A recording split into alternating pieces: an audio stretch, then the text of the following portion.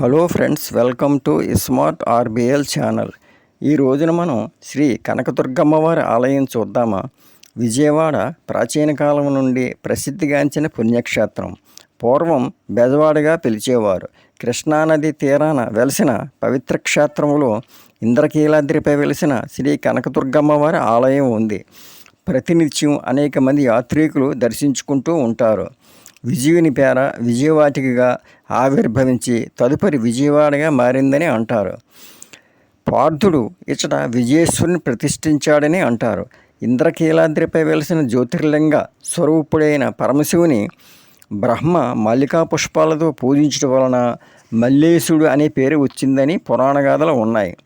పూర్వం ఇంద్రకీలుడైన రాక్షసుడు కృష్ణానదిలో స్నానం చేసి అంబిక కృప కొరకు ఇచ్చట తపస్సు చేసేవాడు. దేవి ప్రత్యక్షమవగా ఇంద్రకీలుడు తాను దేవికి ఆసనంగా ఉండేలా భాగ్యం కల్పించమని కోరాడు. ఆ కోరిక మేరకు ఇంద్రకీలుడు ఇంద్రకీలాద్రిగా ఆవిర్భవించగా దేవి ఇంద్రకీలాద్రి మీద వెలసింది.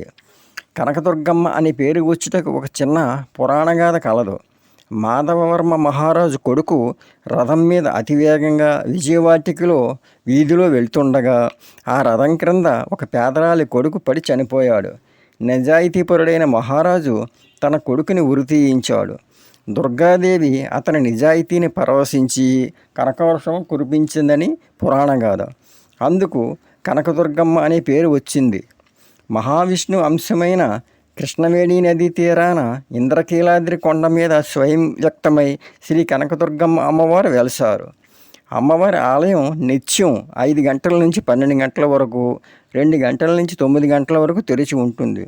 శుక్రవారం నాడు విశేషంగా అలంకరణలు, అర్చనలు, పూజలు జరుగుతాయి.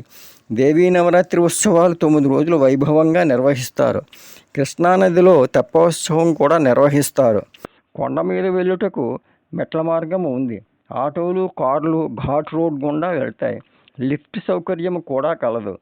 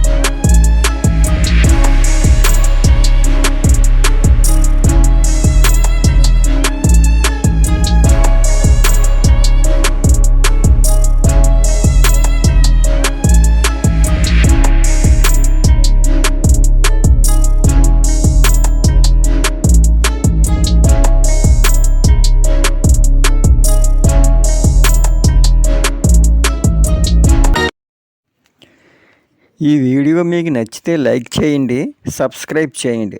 మరో మంచి టెంపుల్ విజిట్తో మళ్ళీ కలుద్దాం. Thank you very much. Me smart RBL channel.